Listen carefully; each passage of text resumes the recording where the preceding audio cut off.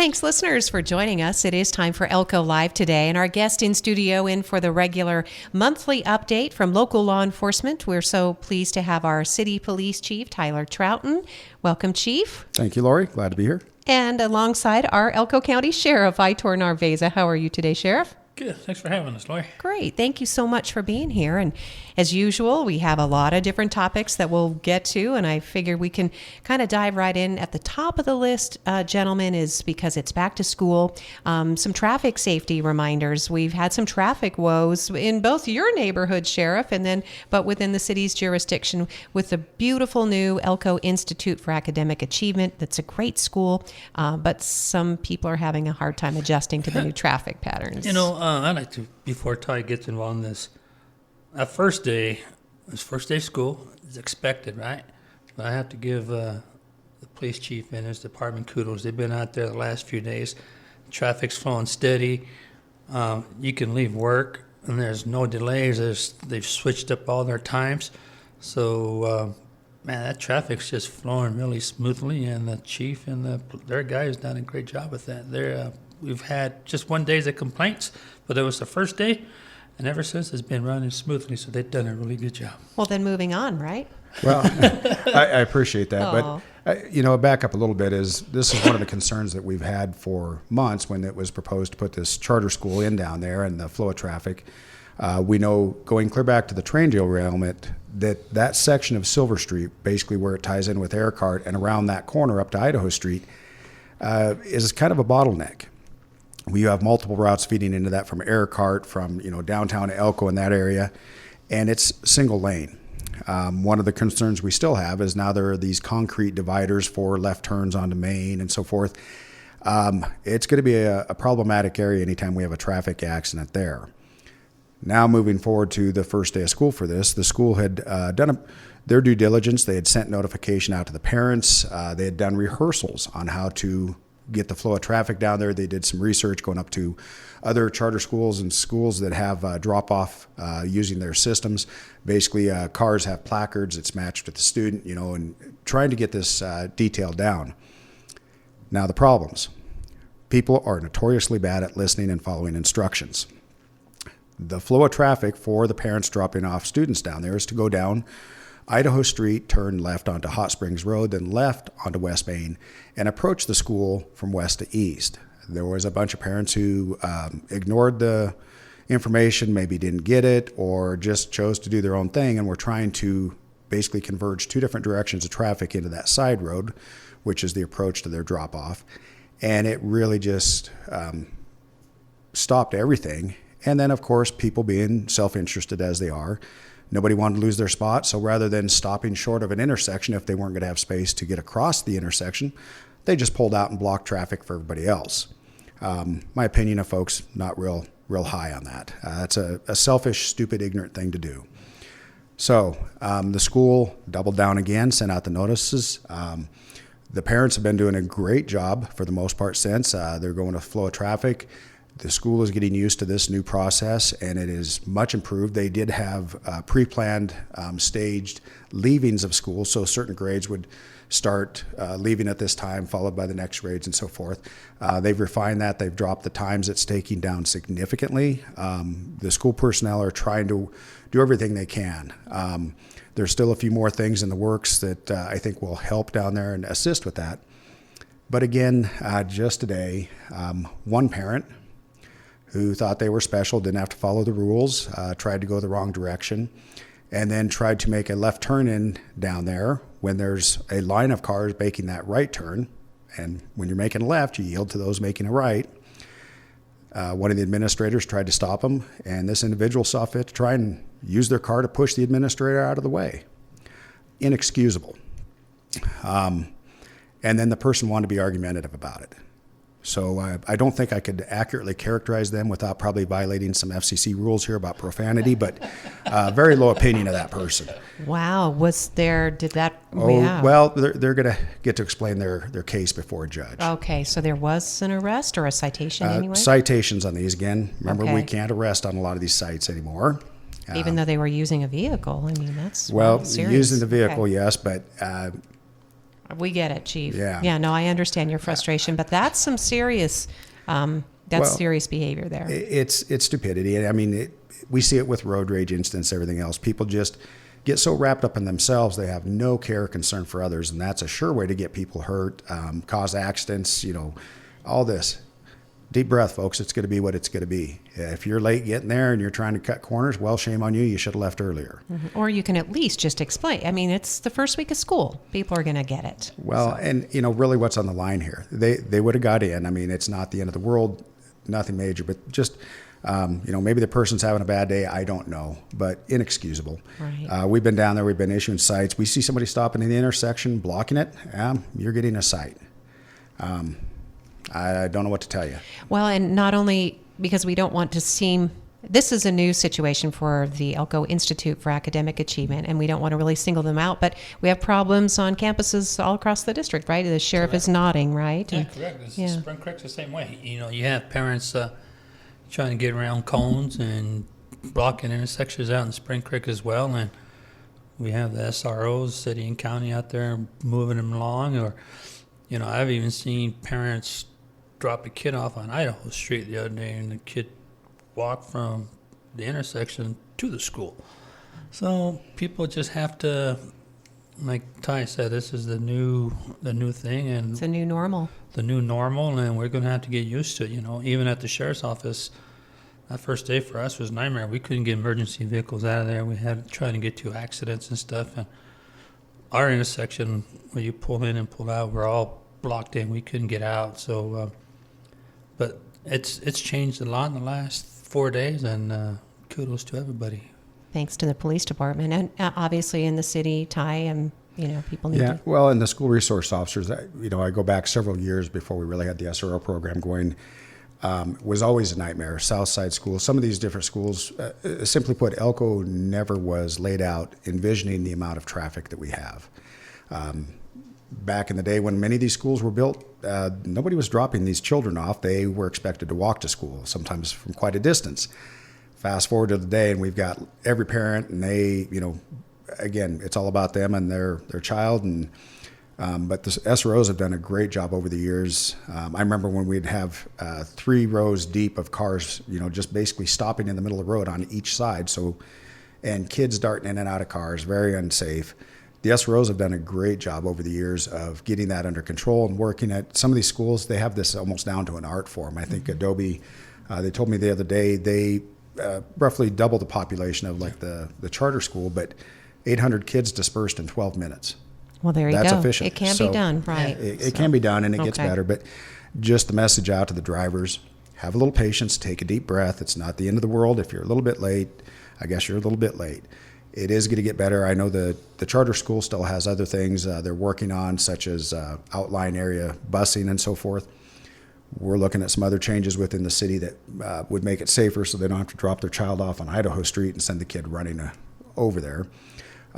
But just, I think probably new location and first day jitters really made a mess of things this week. All right. So hopefully we get the word out. It's getting better, but we need people to cooperate. 15 miles an hour in the school zone, that's it. And stop for school buses. That's the other important thing. That's correct. We get a lot of that in the Osino, Rendon area, get a lot of guys out there with lights are flashing in, and they try to go around the bus, or they're loading kids, unloading kids, and then when they get cited, they get upset. But it's our job is to protect those kids getting off the bus. And if you're like the chief said, if you're being that silly to go around flashing your lights, you need a citation, and you'll learn from your mistake next time you won't do it. All right. Talking with local law enforcement again. It's about safety and back to school, and good to hear that things will be moving a little better in the vicinity of West Main and West Silver Street. So, Sheriff, maybe we can get some updates from you. We know that your teams, your volunteers, have been out on search and rescue missions already quite a bit this month, and we're heading into hunting season. Yeah, we've been out the last 3 weeks.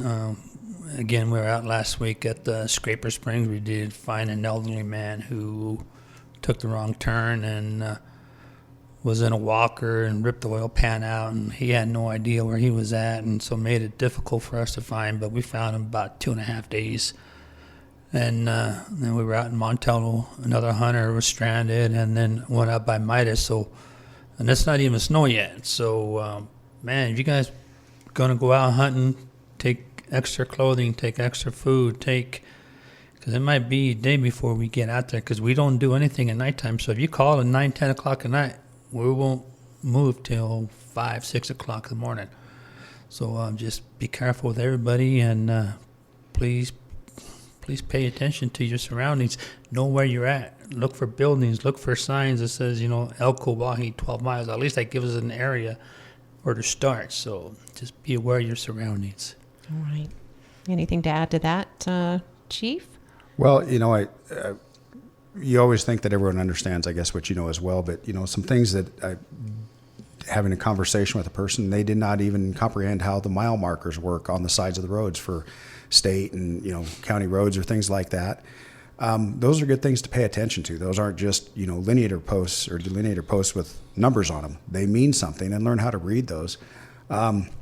The same token when you're off-road, there's more and more each year of these roads are marked. They have a kind of a brown plastic stake that goes in the ground, and there's usually 5 digits on there that will tell you exactly which road that is for the Forest Service or the BLM.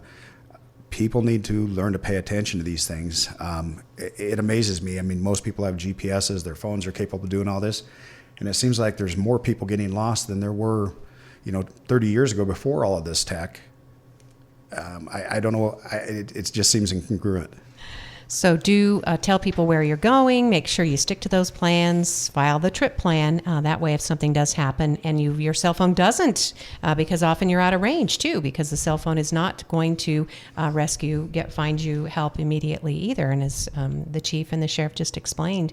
Well, speaking of, you are still continuing to look for a missing man, Aitor, who's been missing now for over a week, I think, right? Yeah, we've been looking for Eli LaBelle. LaBelle was at a family function out there at the Maggie Creek Ranch. They were having a barbecue with several family members, and LaBelle just got up and started walking towards the freeway. According to the family, they all seen him stand up and walk towards the freeway, and then they notified us about 3.5 days later that he never came back.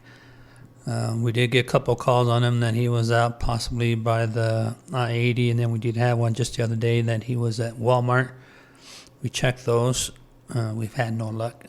At this time, to be honest with you, Laura, we have no idea where he's at. He's been listed in NCIC as missing and endangered. We don't know if he got to the highway and got a ride east or west, or at this time we have nothing to go on. So we were hoping somebody spots him, or he just comes home or calls somebody. So.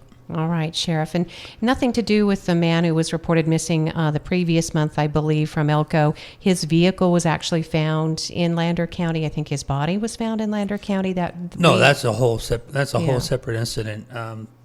He was reported missing.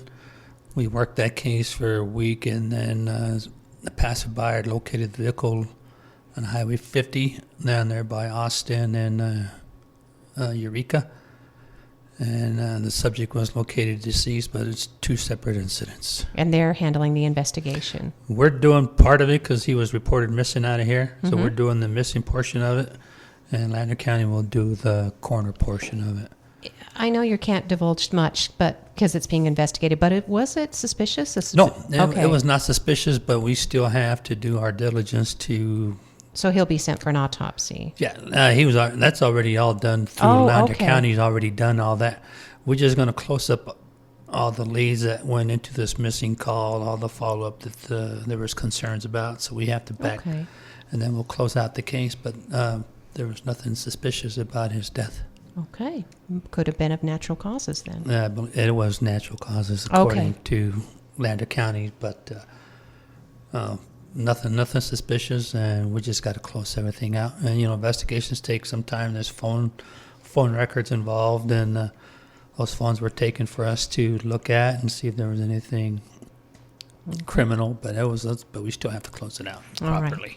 Sheriff Aitor Narvaiza, thanks for the update there. And speaking of investigation, we're in the middle of another process, Chief Trouten, within the city of Elko that involves local law enforcement, city officials, the blight and crime of the Shady Elms, but don't be, that name does not describe this trailer park by any means, but this Shady Elms Trailer Park, Grant Avenue, South 5th Street area became the topic of council discussion again on Tuesday. Yeah, well, I suppose you could argue that shady may apply, just not because Elm of the trees, trees. right. Yeah. This has always been probably one of the lower end trailer parks for as long as I've worked for the city. I remember years ago problems with raw sewage, being pumped out on the ground and stuff, and there's been multiple owners through the years. However, it has reached a state that is just, there's no way you could justify it or say that it's acceptable in any way, shape, or form. I'm not sure if it's complete apathy and dereliction or just ignorance. Remote owner, even though, as I understand it, the owner is a native of Elko City itself.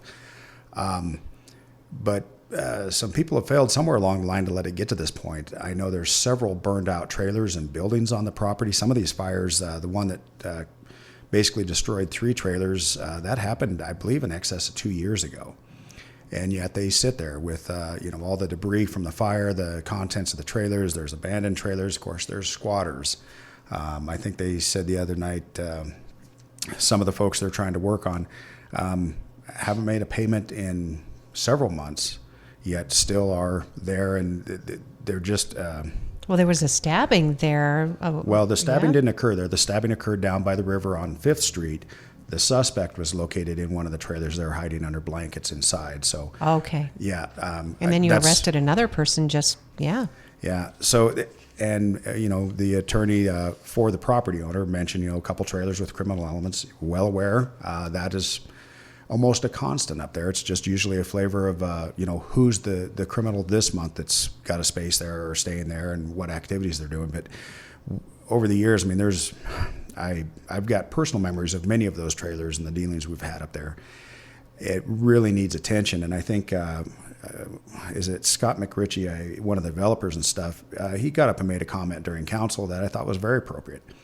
It's the failure of owners like this one here that makes it easy for people like him to come in and acquire that property and actually turn it into something nice and that contributes to the overall quality of life here in Elko.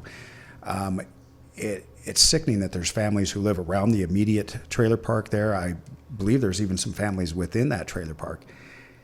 And it'd be like, living in the midst of a junkyard complete with, hypodermics and, all this feces and sewage and all this stuff. Mm-hmm. And that's where your kids get to play. That's your yard. I don't know how it's been allowed to get this far down the road. It's just on multiple fronts a failure.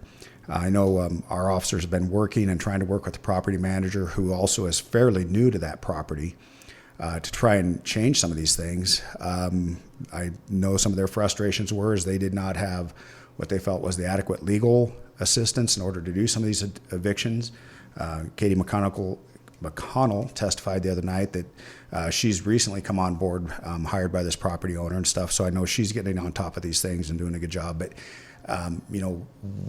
how did it get this far down the road? It's inexcusable. Some of the complaints that were detailed just during the meeting go back to 2019. So, but as you described, and even former police chief Claire Morris, who now sits on the Elko City Council, said these problems have been inherent since he was on the police force.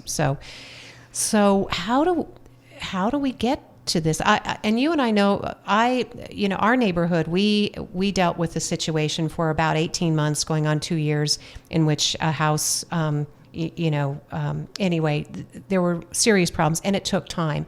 We understood. We stayed on top of it, but it takes time, Chief, and it's so frustrating. And in the meantime, it affects your health, your mental health. Yeah. Well, so it takes time, and it really shouldn't have to. A lot of this, many of the tools that we used to have at our disposal have been taken away from us. If you hit a house on a search warrant and arrested somebody, there's a fair chance they'd be sitting in jail until trial. Now, most of them are out within hours, if, some of them maybe a day or a few days or a week. But what happens is the criminals are not being held, so that doesn't disrupt what is occurring at any of these locations, whether it's a single house in a neighborhood or a whole park area. I think there's other things that could be done. I would like to see, more robust code enforcement, and I believe that a lot of the city codes are in need of update. many communities, I know, going up to like Boise and some of those areas, they don't allow mobile homes to be put into the city unless they're newer than 30 years old. And they're on foundations. And they'll put them on foundations. And they have very specific codes that enforce how those trailer parks are run in order to keep them nice, much like a homeowners association would do. Here I've seen folks who certainly, knowing them, who they are, what they do for a living, that invest in some of these properties, they have the money, they could buy brand new trailers, but instead they find these trailers that are sometimes well in excess of 30 years old and just bring them in and fix them up just enough that you can charge somebody rent, and really are taking advantage, I think, of some of the lower socioeconomic echelons that's maybe all they can afford. You could drive around Elko. I could take people on a tour right now and show you some of these places. When I started here 25 years ago, most of our trailer parks were in pretty good shape. There were some that were not. So 440 Grant's never really been one of the great ones. But it seems more and more a lot of these are just falling into states of disrepair. Sometimes you'll get a new owner or landlord that they'll do some upgrades, but to me, there's multiple dangers. These homes were never meant to be 50-year homes. A lot of them are fire dangers. The codes on, there's a whole multitude of issues. So this is why you see some cities that they really get very robust codes that prohibit this stuff ever from developing. So we're on the cusp of that. I know the city has had a hard time, I think, retaining a code enforcement officer in the past. I think there's a new person coming on next week. So that's good news. People should continue to report nuisances, whether it's a physical hazard or certainly something criminal going on. And Sheriff, I know, we appreciate everything that local law enforcement is able to do, and then we just have to be diligent in informing our lawmakers. It's not acceptable when they're not able to enforce the laws. You hit it right on the head when it's time consuming. You try to evict a squatter, they'll go in, pay a month or 2 months rent, and then they just quit paying. And the sheriff's office does all the eviction notices, so everything comes through us. And I see some of those rents are $8,000, $9,000, $7,000, $6,000. And these are people that haven't paid their rent. I mean, to get $7,000, $8,000, $9,000, you're talking you haven't made your payment for a year, right? And then of course the process starts, like you said. You serve them the eviction notice, and then they have X amount of days to appeal it, and then it goes to a 5-day, and then they get to appeal that, and then so by the time you get done appealing it, it's another 3-4 months, and then by the time you get them evicted, it's they're half a year into it before you get somebody evicted, and then you never recoup your money. And the places are trashed, and we've had some people that have been evicted, and then when they left, they just trashed the place because they got kicked out. And it's sad for the people that work hard and have these residences and give them to people for rent, and then they turn around and destroy them for no reason and don't pay the rent. It's not right. So I guess just in closing out on this topic again, make those reports. I mean, that's dispatches there, and they understand if you have all the information you need and you're just consistent when you make these calls. But I know it helps, Chief, right? When you go before the council and they have a log of how many calls have been made to these properties. It absolutely helps. Gentleman and his wife, the Dixons, last week this Tuesday were speaking in council and stuff. Know him well, known him for years. Talking about these things, and that's absolutely the point. As cops, I feel sometimes when we go before council, they perceive it like the boy crying wolf. Hey, this is a problem, this is a problem, this is a problem, but they aren't hearing it from the community. Well, it's not the police department that elects city council. It is the community that elects city council, and that's really the voice that they're trying to keep their ear tuned for. So it is important for these citizens to make reports and talk about what's going on and to be present and be involved and be heard. I think people are reluctant. It takes time. It's not a quick overnight process. Sometimes people are just shy and they don't want to come forward and don't want to be perceived as complainers. But really, they have a right to do that. This, like I said, the pictures in the newspaper are. I would love somebody to say, "Oh, that's not a problem. That looks fine." Right. They're horrendous. They are horrendous. Right. So it's horrendous. Yeah. Yeah, and it's like the sheriff was talking about, it comes down to accountability. There's two sides of that coin. You got people who take advantage of the landlords at times in different places. And it seems like, one of the constant cries around Elko is, well, there's just not housing. And I'm like, well, and yet what housing we have gets destroyed or is just not maintained. So what we can say is the city council did vote during Tuesday's meeting, basically starting, I guess, this process or putting the property owner on notice that, yes, it's on our radar. We're going to talk to your attorneys who are going to talk to our city attorneys. Right, Chief? Didn't you get that impression that? Well, so they asked specifically, we want a schedule. Right. We want a schedule of what you're going to do and when you're going to do it. And not just taking a dumpster out and putting a few things in. Yeah, and again, I'm all about getting the job done. I'm mission oriented. I know moving a mobile home as a mobile home, there's only certain companies can do that. It requires different vehicles and stuff. But I'm like, many of these trailers, go rent yourself a track hoe, destroy the dang trailer, and then cut up the metal and just get it hauled off. There's no salvage of these things. They are. It's a bulldozer. And again, the safety of the community is what's at stake right now. Yeah, so. we got that one trailer in Mountain City. The county does. It used to be the old sheriff's office when Colin was around. That was 30 years ago, right? That building's still there. Just gave that paperwork to the fire chief Peterson, and they're going to have a training day and send the fire department, send them out there and burn it, and then they'll haul everything out. So it's got to be done. It's got to be done. Like Ty said, I drove by there last week for a town hall meeting in Mountain City, and there's trailers, there's weeds as high as the windows, and it's just easier to just get it out and do something with it. Talking with our sheriff and our police chief, that of course is a situation over on Grant, is it Street or Grant Avenue? I think Grant Avenue. Yep. Yeah, Grant Avenue. Again, criminals, people with felony records, they're living there. They've been arrested on that property. So this is ongoing, and I guess more to come. So. Yeah. No, hopefully, like I said, we see some quick resolution to this because, I don't know, it's just unacceptable. Yeah. So we could talk about, let's see, of all the different things. I want to make sure we're getting to everything you were hoping to today. Both our sheriff and chief give us their time at least once a month. And any topics that we've missed out on? I'd like to hit the one Ty hit on just a little bit ago while we were talking about the search and rescue. Yes. I was just informed talking to Chief Trouten that they're trying to pass or possibly pass the bill that search and rescue has to have 240 hours of training, 260 hours. 200. That's just crazy and nonsense. It's search and rescue is all done voluntarily. We can't expect volunteers to take 260 hours of their month or whatever from their jobs to get training. We train our search and rescue volunteers. They just did a class a couple of weeks ago, 80 hours, and then they get a lot of training down the hills, the snow, and they do mock training. And if the legislature or the state mandates that we have 240 hours, 6 weeks of it, that's a full police academy for Cat 3.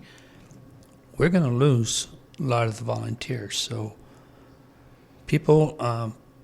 Man, if you get a chance and this comes up, you need to write your local legislature and tell them you oppose this bill because we need help from the community for search and rescue, and it would be great if this does come up. But as of now, I have not received anything from anybody.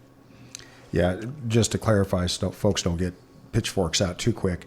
I know this is hitting the Utah sheriffs right now, and it sounds like there's some federal push on this to require this level of training for folks. And again, it's always nice to sit back and armchair quarterback from, a DC office or something like that. But, I wish these people would just come out and get an education for once about what really goes on and what people are capable of doing and what the needs are rather than pontificating from afar. Because it is critical. I think just about every show we're here, the sheriff's got more reports on search and rescue and, people they're looking for, people they found, how many times they've been called out. We know we are a rural area, a rural county. We know we have a lot of people who partake of the beauty of that county and a lot of folks who probably shouldn't be out unsupervised doing so that need rescuing. So something like that would be devastating to this area. And right now, Sheriff, you did explain that you don't charge for search and rescue missions. No, if it comes in on 911, we don't charge anybody. Trust me, sometimes I wish I could, because some people put themselves in these situations. It's not really an emergency, they just kept going in the snow further and further and became stuck or whatever. But people don't realize when we send up a plane, a helicopter is about $3,500, $4,000 an hour. The plane's only like $1,500, but that comes out of the taxpayers' money for somebody who's out hunting trying to get a bigger buck or something, and they get stuck in the snow. If it's a legit reason, or somebody becomes inoperable, or they get stuck or something, I don't have an issue with it, but we don't charge at all. All right. And that's not about to change in the future. No. So, all right. No. Thanks for that. I think the last thing, and someone asked me to ask you, because this was in the news recently, over in Carlin, the Carlin City Council revoked the license of a brothel because there was a 2-year-old child found to have been inside the property multiple times. So how does the city police brothels within our boundaries? And then, Sheriff, I'll ask you the same question. Chief? So I know a little bit about this case just because there was some involvement of our agency for space to do interviews and things like that, and some assistance to the Carlin Police Department. So the brothels are checked. They're checked weekly. Minors are not allowed inside the brothels. There is nothing inside the brothels that should be there. As I understand it, this instance was a male customer brought his child in and had been doing so on a routine basis. Again, one of those things that's absolutely unacceptable. But we have the right to go down there and inspect those brothels. We do weekly inspections. We do them at random times and days, just looking for who's in the brothel, if they're not supposed to be there, as one of the employees or, obviously a customer. We have had problems in the past. As you recall here, about 4 or 5 years ago, maybe, drugs being sold out of one of the brothels and stored. We try to keep a very tight rein on them for a multitude of reasons, not just, obviously, children being in the brothel. In addition to all the medical checks, I think most people are pretty familiar with those things, but there's a lot of oversight that goes into these because it is a high likelihood of criminal activity could occur in these situations, as well as it's just unacceptable. It's the same reason we do walkthroughs at bars. We don't want children in there sitting up at the bar next to one of their parents. So, how many city brothels do we have right now? So there's 4 active brothels. There's actually 5 licenses within the city. I believe all 5 are purchased, but one, the building has not been open for over 20 years. Okay. So thanks for the update. Another time we might do just a whole show on that because this one got people talking. So it's pretty interesting. We have 2 brothels in our county, and they're both in Wells, Donna's and Bella's. And like Chief said, we do weekly inspections. We go in there in the middle of the night, 1, 2, 3 o'clock in the morning, whenever we want. We do check their bar cards. We do check their work cards. We do check their health cards. Brothels, some people say they're a thing for sex trafficking. That's why we go in there, check cards, and ID everybody. You have to be fingerprinted. You have to be background check, and it's just one of those things. We do have the right to go in there and question anybody at any time to ask their card or IDs if they're in there working. No minors allowed. So. And we've actually heard from people who've worked in the industry too in the past. I mean, when I've lived here, a long time, and so people say they appreciate having a relationship with law enforcement because they choose to be in this business and they want to be safe and they want their customers to be safe. So they know that there's a stigma, but they're sex workers and that's what they do for a living, and they don't want crime in. No, they pretty much take care of themselves. We help with walkthroughs and the inspections and the licensing and everything, and they have a job to do, and it's safer being in a brothel than safer than being a prostitute out on the street. At least you got customers coming in, and out on the street you have no idea who you're getting, but it's a safer environment. So it's just something that needs to be done, and Ty and I try to keep it as clean as we can with the licensing, the walkthroughs, and I guess, you mentioned the kind of the stigma associated with it, and I think sometimes people want to fool themselves. You could say that Las Vegas does not have brothels. They certainly do have prostitution and escort services. And they have the highest HIV rate in the state. And they have Yes. all kinds of problems associated with it. Their law enforcement have to run specific vice squads trying to, diminish that and stuff. The other thing that's not, you kind of touched on as well, is the safety of the sex workers themselves. When you get down into these areas that do not have legalized prostitution, there is a lot of violence committed upon the sex workers. A lot of them are children, runaways and so forth. A lot of them are suffering from STDs, different things like that. They're subject to violence, drug abuse. There's a multitude of problems. There's been multiple studies done, not just in this country, but around the world, and trying to determine what is the best way to do this. Again, I guess the term, the world's oldest profession, it's something that has always been around. It's not likely to ever go away. It's just how do you mitigate the negatives of it and try to keep it, within safe parameters as best as you can. Thanks, Chief, for the update, and thanks for the person who wanted me to ask the question and make for an interesting conversation. Thank you, Sheriff. It's very interesting. The thing is they have to have their health cards. They get checked weekly for STDs, and if there is an STD, that individual cannot leave the house. That individual cannot no longer work the floor until the health department gets in. So the notification goes out to the health department. That individual cannot leave. They sit there and do, the health department does whatever they have to do, and then the process begins. But like Ty said, it's more controlled and a little bit safer. I was just going to touch on one more topic. Please, Since yes. we've talked about traffic and children and everything else, we have Fair Parade tomorrow, folks. Oh, yeah. Thank you for reminding me. 11 a.m. It's work hours. It's, the schools will be out and so forth. But 11 a.m. we have the parade, normal parade route, which means we're going to have, Commercial Street and majority of Idaho Street tied up. So folks, invite you to come out, watch it, and participate and enjoy it. For everybody else who's not trying to participate or enjoy it, you're going to want to avoid those areas so you don't just create your own frustration. And for everybody, please be safe. Thanks. Absolutely right. Ty's right. We're going to be out. We'll have the horses out, mounted patrol. And Oh, you're going to be in the parade? Great. Yeah, we got the I'll see you horses there. out. Yes. Motorcycles that we just purchased, they were given to us. We had a couple guys on those Enduro.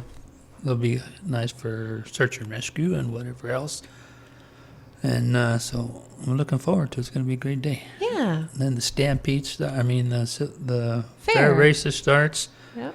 Friday, Saturday, Sunday, Monday. It's 4 days of racing. So people, be careful. Hope you guys win some money. Yeah. Go from there. It's a great Elko County tradition, the Fair and Livestock Show, parimutuel horse racing, quarter horse thoroughbred. Just as Sheriff Aitor Narvaiza explained, the fair parade's at 11, hosted by the Lions Club, starts right there downtown and will make its way to the fairgrounds, and things start opening up around noon, 1 o'clock. That post time is 1 o'clock. Post time is 1 o'clock. All right. Yeah. I believe they have 10 races scheduled the first day. Great. Last week they had an incident with one of the horses crashed, and along with the jockey. That jockey is okay, but horse was euthanized, and it just gets back to racing. Yep, time to get back. All right. Thank you, Chief. Yep. Thank you, Lori. Thanks, Lori. Yeah, thank you to our City Police Chief Ty Trouten, our Elko County Sheriff Aitor Narvaiza. We appreciate their time. They're busy professionals, and they meet with us at least once a month to talk about local law enforcement, and we appreciate your calls and questions to the program as well.